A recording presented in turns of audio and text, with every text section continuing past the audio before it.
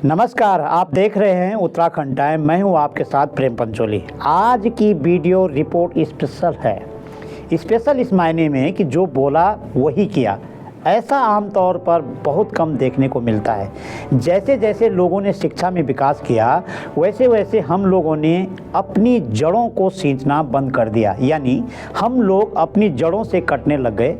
यह दौर कोई गए ज़माने की बात नहीं है, बल्कि हम सभी लोग इसे भोग रहे हैं। मैं अपने अनुभव से एक बात ख़त्म करके वापस मुद्दे पर आऊँगा। मतलब साफ है कि आजकल हमारे यहाँ शादियों का सीज़न है। इस दौरान बहुत महंगे निमंत्रण कार्ड से वास्ता हर किसी का पड़ा होगा, और फिर लोग उस शादी में अपनी उपस्थिति दर्ज करके भी आए। कहने का मतलब यही है कि जैसा या जितना वह महंगा निमंत्रण कार्ड है, ठीक वैसे ही शादी समारोह भी होता है। यदि नहीं होता है तो अपनी संस्कृति का प्रदर्शन। अब आप ही कह रहे होंगे कि इतना महंगा निमंत्रण कार्ड, इसमें क्या संस्कृति दिखानी है? बात भी सही है। संस्कृति का शादी से क्या मतलब? यह भी तो संस्कृति ही है कि शादी में हम सभी शरीक हो रहे हैं, मिल रहे हैं, दूल्हा दुल्हन को आशीर्वाद दे रहे हैं, प्यार बांट रहे हैं, आदि आदि। इससे अधिक कौन सी संस्कृति होती है जनाब? जो हम शादियों में कर सकते हैं या कर रहे हैं, वह भी हमारी संस्कृति का पार्ट ही है। मैं फिर अपनी पहली वाली लाइन पर जाता हूँ कि जो कहा सो किया। जी हाँ, यहाँ बात हो रही है उत्तराखंड के बहुत ही ख्याति लब्ध लोक कलाकार नंदलाल भारती की। पिछले 35 वर्षों से वे जनजाति जौनसारी बावरी लोक संस्कृति के लिए मंचीय और लेखन के रूप में काम कर रहे हैं। इस दौरान उन्होंने अपने शुभ चिंतकों को और विश्वास में ला दिया है कि 27 और 28 अक्टूबर को उनके बेटे सत्यम की शादी है। इसलिए वे घर घर जाकर निमंत्रण बांट रहे हैं।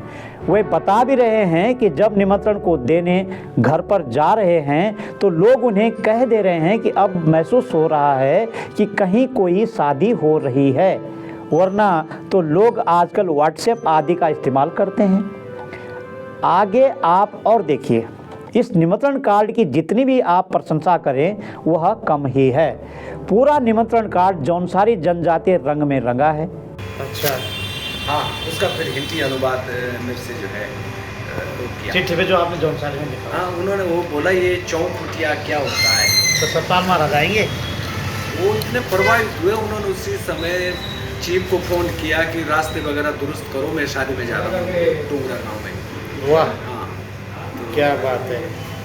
तो संस्कृति मंत्री को तो आना चाहिए। जी जी। अच्छा, चलिए देखते हैं निमंत्रण में ऐसा क्या है। उन्होंने निमंत्रित करते वक्त आरंभ में जौनसारी में लिखा है कि एक रात तुम्हें सब ये घर तो फुंडिसी काटिया, साग सले हाथों हाथों चो सिरनीसी बांटिया, तुम सबके गोडे मुझे ढाल, आशीर्वाद देंदे जरूर आया, हमारे घर भीतर कुटुंब परिवार पवित्र करी करी जाया।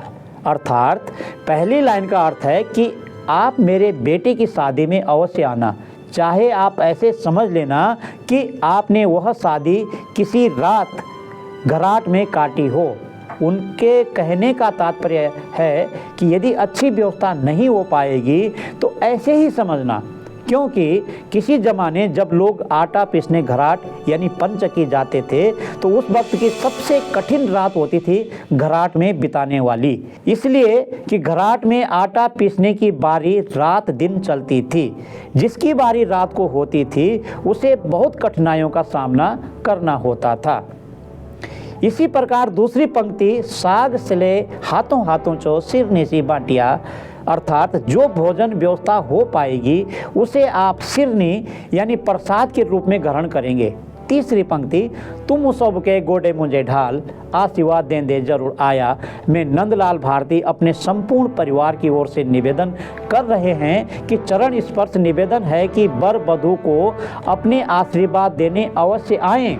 चौथी पंक्ति हमारे घर भीतर कुटुंब परिवार पवित्र करी करी जाया, अर्थात आप आएंगे तो आपके आने से हमारे पूरे परिवार सहित घर बार पवित्र हो जाएगा, इसलिए आपका आना अवश्य है। इस निमंत्रण कार्ड की बातें यहीं खत्म नहीं हो रही है। जब मैंने यह खोला तो इसके भीतर 2 पैकेट रखे हैं। एक तरफ अखरोट रखे हैं, यही बॉक्स में एक और कार्ड है जिसमें जौनसारी भाषा में विवाह स्थल, विवाह की तिथि और निवेदकों की सूची है। अब इन पैकेटों को खोलता हूँ। इन पैकेटों में देख रहे होंगे कि यह बुखाना है, जो हमारे पहाड़ की खास प्रकार की शगुन है। जब हम रिश्तेदारी या सगे संबंधियों के घर जाते हैं तो हम पहाड़ी बुखाना ज़रूर ले जाते हैं। यह बुखाना 9 प्रकार के मोटे अनाजों से बनाए जाते हैं। इसमें भंगजीर, चूड़ा, गेहूं की धाना, पहाड़ी बादाम जिसे हम सिरोला कहते हैं, जैसे 9 प्रकार के अनाजों से बनाए गए बुखाना और अखरोट जब निमंत्रण कार्ड वाले डिब्बे में मिलते हैं तो ऐसा लगता है कि अभी हम अपने पहाड़ में ही हैं। यही नहीं, संपूर्ण निमंत्रण कार्ड पहाड़ी संस्कृति से सराबोर रूप से प्रकाशित है और हर किसी को शादी में पहुंचने के लिए उत्साहित करता दिखाई दे रहा है। फिर मैं पहली पंक्ति पर जाता हूं। मैंने कहा कि जो कहा सो किया, मतलब यही है कि पिछले 35 वर्षों से राष्ट्रीय और अंतर्राष्ट्रीय मंचों पर जब नंदलाल भारती के नेतृत्व में रंगमंच की जौनसारी जनजातीय प्रस्तुतियां होती है तो कई लोग देखकर अभिभूत हुए हैं और कई लोग ऐसा भी कह देते हैं कि यह मात्र मंचीय प्रस्तुति है। मगर जब नंदलाल भारती ने मौजूदा समय में अपने बेटे की शादी नियत की है तो पहला परिचय श्री भारती ने यह दिया कि उनके द्वारा प्रकाशित निमंत्रण पत्र में कहीं भी संस्कृति से बाहर की या उद्वेलित करने वाली बातें नहीं लिखी गई है।